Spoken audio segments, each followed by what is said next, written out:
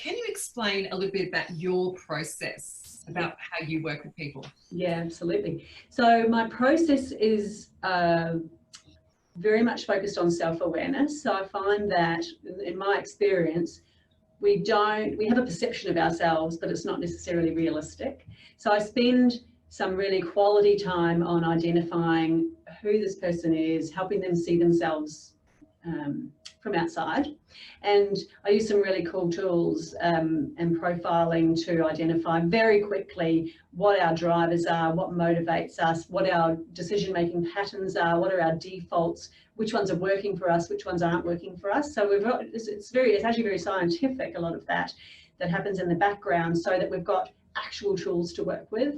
So once we've established that, then it's about helping people understand where are their blind spots, like what have they not noticed? So what do they not realize is happening and the effect that's having? So, and I can just do that quickly. I guess that's part of what makes my style of coaching different, is that I have a capacity, and probably through the study and stuff I've done, to listen, look, and then define and refine and go, okay, so what's happening here is X. It's a, you know, there's a saying, prescription without diagnosis is malpractice. So there's kind of a diagnostic period, which could be anything from half an hour to, to a month, but it's a diagnostic period to then go, okay, cool, what are we trying to get to? And this is how we can get there. So it's quite, it's exciting, like it's a ride.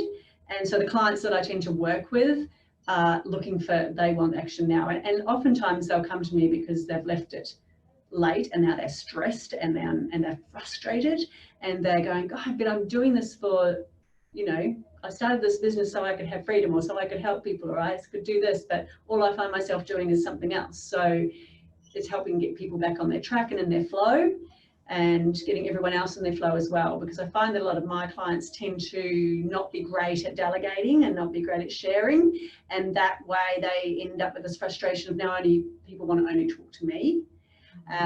So that's something that I go to help with regularly as well.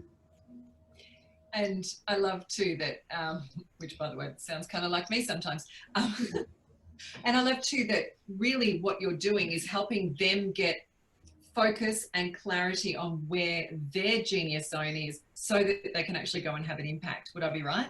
100%, very much. And even that genius zone concept is definitely a part of what we do, because that's where we can have the most impact, and anything outside of that is really just slowing us down and creating an inability for us to help the people that we really want to help.